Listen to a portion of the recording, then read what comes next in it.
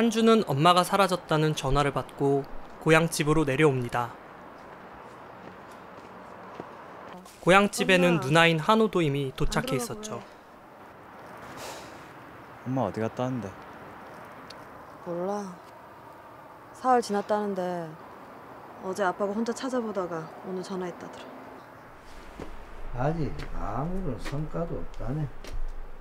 아버지는 경찰서에 실종 신고를 해놓은 상황이었지만 아직 아무런 성과도 없습니다. 아버지 식사는요? 밖에서 해결했다.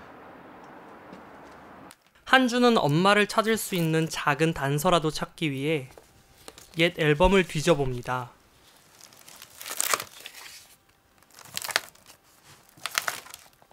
앨범 사이사이에서 떨어지는 오래된 지폐들. 무언가 떠오른 한주는 어떤 것을 찾기 시작합니다. 누나! 혹시 여기 책상에 있던 큰 책 치웠나? 큰 책? 야, 그거 본 지 10년은 넘은 것 같다. 엄마가 항상 지니고 있던 큰 책의 행방을 누나에게 묻는 한준. 아무리 집을 뒤져도 큰 책은 보이지 않고 거기는 만지지 마라. 그 내 법책이다. 너무나도 태연한 아버지의 모습에 한준은 화를 냅니다. 이깟 법 좀 갖고 아버지 뭐 했는데요? 예? 이거 하고부터 뭐 했는데요? 이게 뭐 밥이나 먹여 줍니까? 예? 야, 말아. 아버지 됐어요. 주무세요. 니 따라 나온나. 다음날 동네 사람들을 아줌마, 수소문하기 시작한 혹시 가족들. 이따만한 큰 책 들고 있지 않던가요? 겉에는 파란색이고. 책이라? 아, 그러고 보니까 왼쪽 옆구리에 뭘 끼고 있긴 했어요. 너무 후다닥 지나가서 알아볼 수가 있어야지. 책이라면 책일 수 있겠네. 그 정도 같았네. 그럼 할아버지는 할머니 뭐 들고 가는 거 못 봤어요? 저렇게 커다란 책을 들고 나왔다는데. 제가 그 과일 상자를 정리하던 중이라서. 하지만 엄마의 행방을 찾기란 쉽지가 않습니다.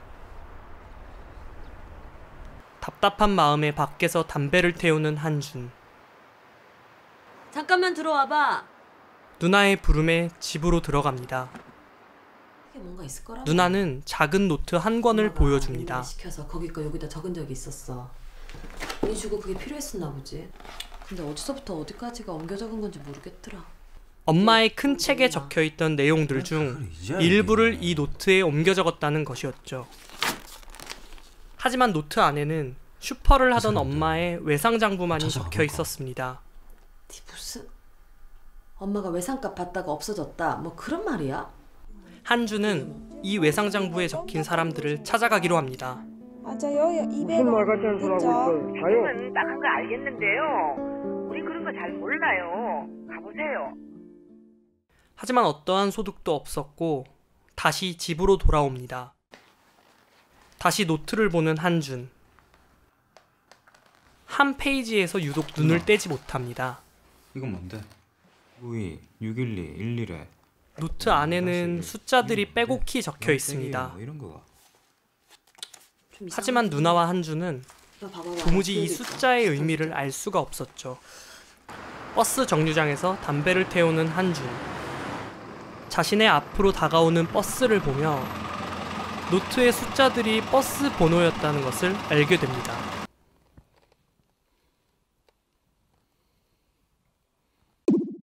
여기서부터는 무방향 버스의 결말입니다. 스포일러를 원하시지 않는 시청자분들은 뒤로 가기를 눌러주세요. 버스 차고지에 간 한준.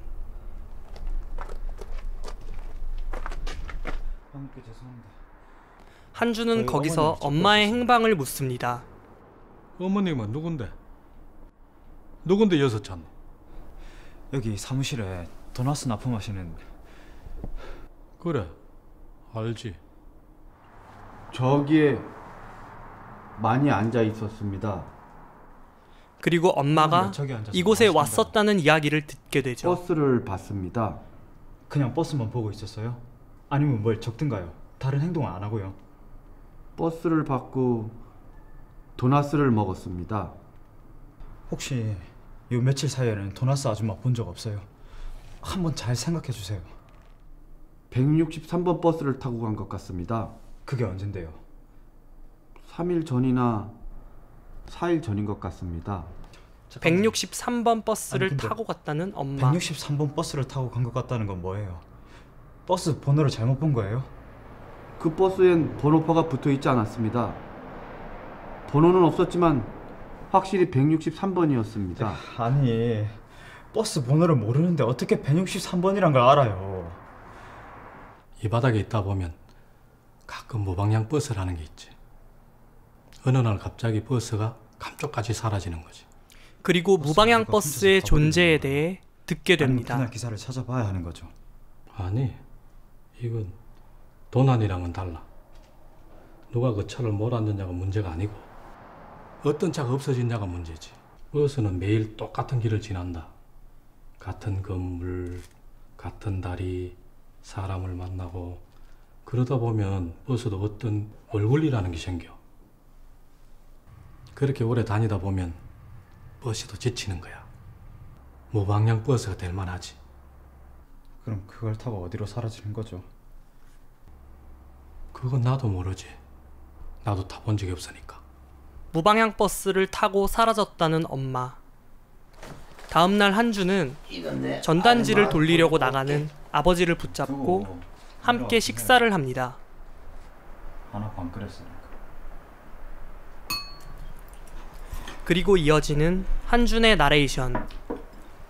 그 길은 무방향, 없음의 방향, 하나를 더 가진 길이라 한다. 당신만이 가본 방향, 하마터면 나는 그 방향을 방황하는 길이라 부를 뻔했다. 무방향은 방황의 길이 아니라 엄마가 택한 삶의 방향임을 깨닫게 된 한준.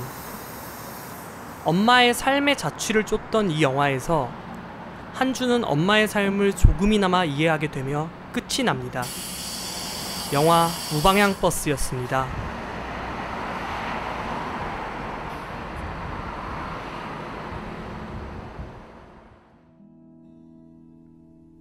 재밌게 보셨다면 좋아요와 구독 부탁드립니다.